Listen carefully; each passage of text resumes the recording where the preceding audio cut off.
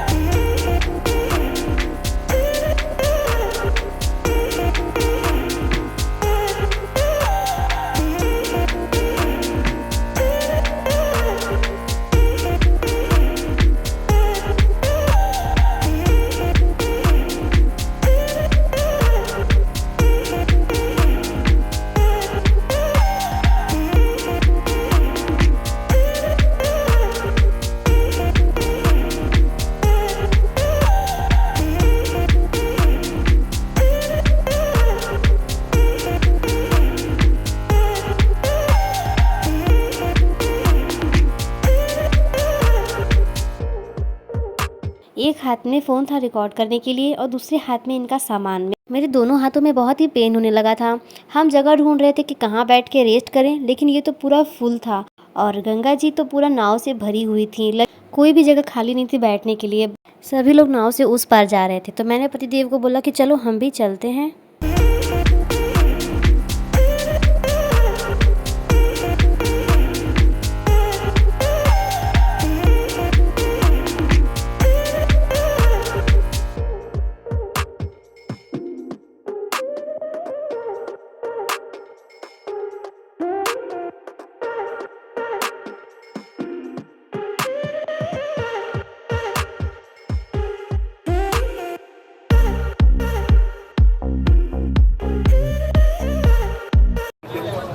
हम लोग जाएंगे तो डूब जाएंगे ना। पर पर्सन बोट पर 200 रुपये ले रहे थे घुमाने का, और वो पूरे 84 घाट घुमाते हैं, लेकिन पतिदेव बोल रहे थे कि नहीं, हम लोग जाएंगे तो डूब जाएंगे या नाव पलट जाएगी। मेरा तो दिमाग ही ख़राब हो गया था। हम घूमने के लिए आए थे और यहाँ तो इतनी भीड़ थी कि पूछो ही मत, और कुछ भी स्टॉल लगा ही नहीं था, कुछ खाने पीने का भी नहीं और किसी भी चीज़ का नहीं। और ऊपर से हम दर्शन करने जा रहे थे तो वहाँ मंदिर की सफाई होने लगी, तो हम आ गए थे इधर गेमिंग जोन की तरफ, लेकिन इधर भी बिल्कुल भी जगह खाली नहीं थी बैठने की। तो फिर क्या, हम सोचे कि चलो अच्छा अब जंतर मंतर घूम लेते हैं। और ये देख सकते हैं, ये जंतर मंतर की लाइन है, इतनी लंबी लाइन लगी थी कि कौन जाएगा वापस। पिछली बार भी हम आए थे तो जंतर मंतर नहीं जा पाए थे। तो फिर मैंने बाबू को बैठ के दूध पिलाया। उसके बाद मैंने बोला चलो अच्छा घर चलते हैं। फिर हमने प्लान बनाया कि चलो चलते हैं घर, यानी मेरे मायके। हम जा ही रहे थे कि बृहस्पति भगवान की आरती हो रही थी, तो फिर हम थोड़ी देर बैठ गए थे। उनकी आरती देखने के बाद हम वहाँ से निकल गए।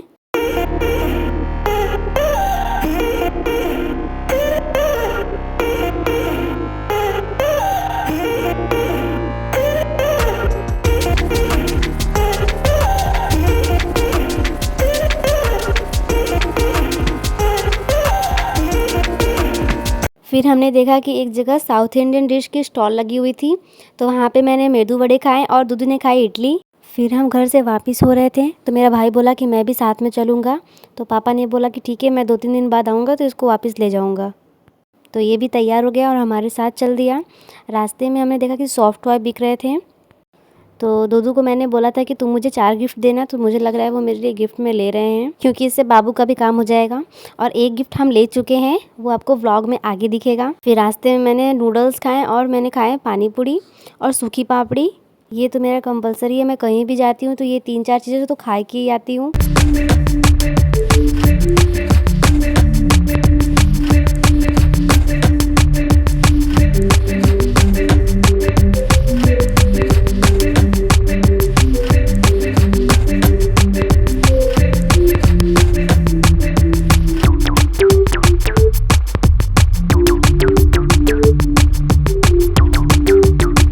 घर आने के बाद हम चले जाते हैं पीछे खेत में, थोड़ी देर वहाँ बैठते हैं। तो फिर दुद्धू ने बोला कि आज मैं घर पर हूँ तो केले काट देते हैं, क्योंकि हमारे केले पक गए थे। तो तब तक बाबू अपने मामा के साथ खेल रहा था। दुद्धू ने आज मेरे भाई के साथ मिलकर केले की भी साफ़ सफाई कर दी थी। उसके जड़ बहुत बड़े बड़े हो गए थे, तो ये था तो थोड़ी हेल्प भी हो गई थी। इन्होंने बोला कि लो तुम उठा के अंदर ले चलो, और ये मुझसे तो हिल भी नहीं रहा था। मैंने तो बोला चलो उठा लेती हूँ, मुझे लगा कितना ही भारी होगा, लेकिन जब मैं उठाई तो ये तो मुझसे थोड़ा सा भी नहीं हिल रहा था। अच्छा हुआ दुद्धू ने केले निकाल लिए, क्योंकि इतना भारी हो गया था कि गिर भी सकता था और केले ख़राब हो जाते।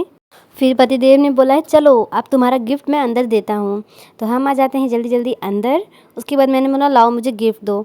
तो इन्होंने मुझे 2 सॉफ्ट टॉय दिए थे, वो जो रोड पे ले रहे थे, तो वो 2 गिफ्ट हो गया। एक चॉकलेट था और एक ये प्यारा सा ग्रीटिंग कार्ड।